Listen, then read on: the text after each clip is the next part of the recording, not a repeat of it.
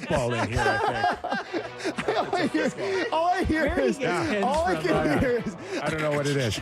But I'll tell you one thing that Sam Bennett's wrong, that they cannot do under no circumstances. get more fans. No. Take the Stanley Cup into the ocean. What do you mean? They can't? No, Why? because they're not allowed to. Did they try? They did it last year. Yeah.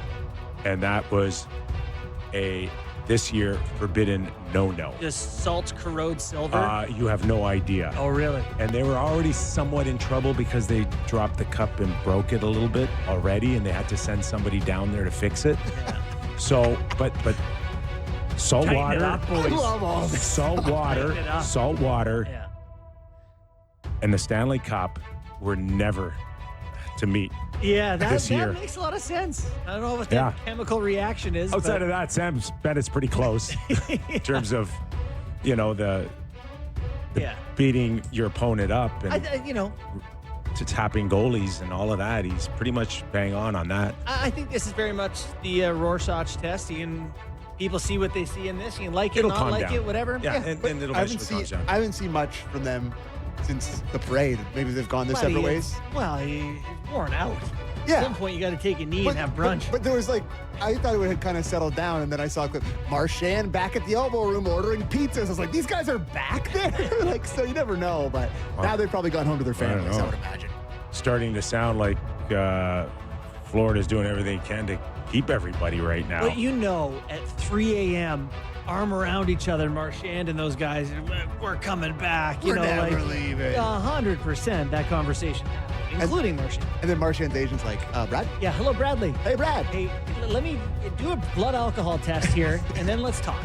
As a reminder, this hour of Real Kipper and Bourne brought to you by Bet365. As my latest edition of my trade board 2.0 is out, going into the draft, going into free agency. We got a few names out there, guys. The all-star team. Where do you want to start? There's a lot of demand out there as I think teams try to figure out their salary caps and how much room they have, how much they don't, what they're willing to move off of. Lots of talk. The catchphrase now is we're not necessarily shopping names, but we are listening, right? So what's the difference? That's semantics, right? it is.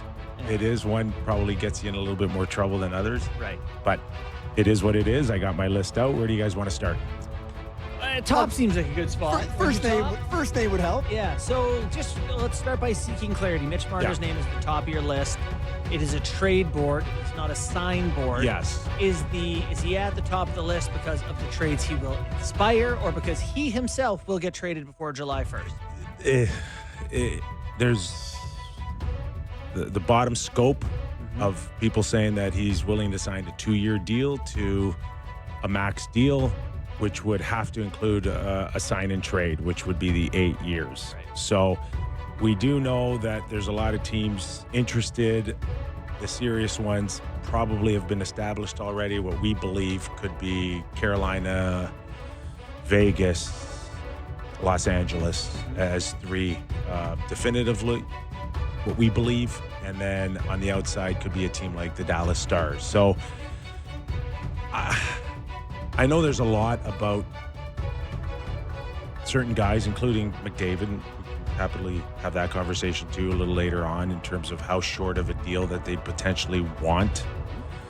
But in Marner's particular case, I don't see a world where he signs a 2-year deal, which many are talking Two's about great. like this. But 3 or 4 makes total sense. I've been on this for years with you guys saying that the Stars should all be doing that. Yeah. The only ones that ever did it with the Leafs guys. I mean, so far it's only Matt.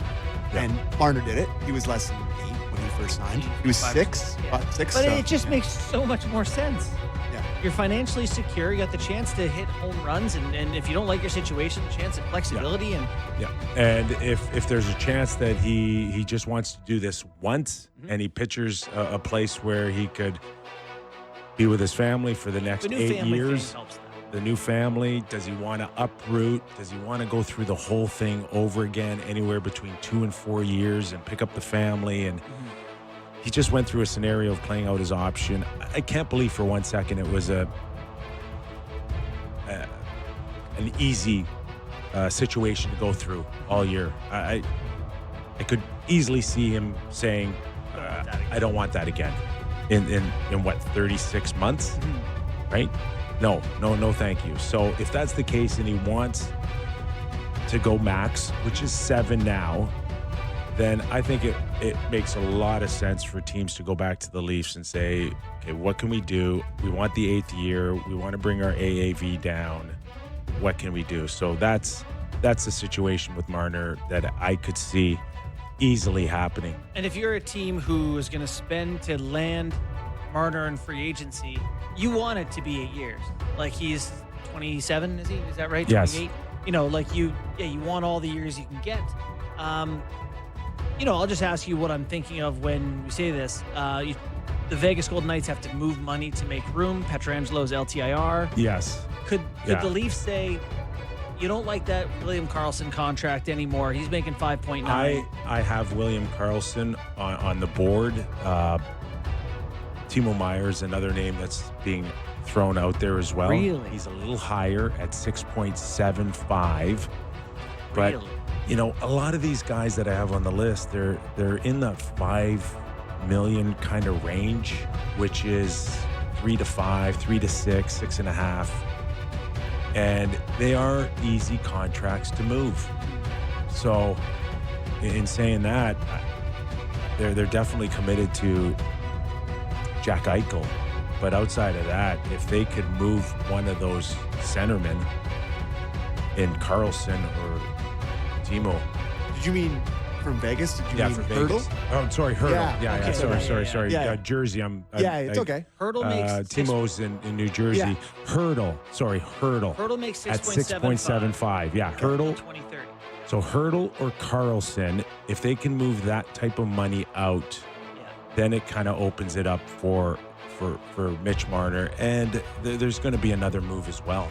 So, further than that. That Pietrangelo, guys, he ain't coming back for a very long time, and there's serious concerns about his future, and even potentially playing again. Really? Yeah. Do you have any insight? I can't remember what it was. Yeah, I don't. I mean, I can speculate. I can speculate, but there's some that are telling me that there's a hip issue. And we've seen so many others in situations where it's shut them down completely. And then there's other ones where they're hanging on. Pat Kane is a good example of that. Yeah. I don't know where Pietrangelo would be if we are talking about a similar type of injury. So I wrote an article for Sportsnet, I don't know, a week or two ago, where I said that the Leafs would have to get creative in the offseason because you look at the list of UFAs out there and the solution is not there for them. There is no answer.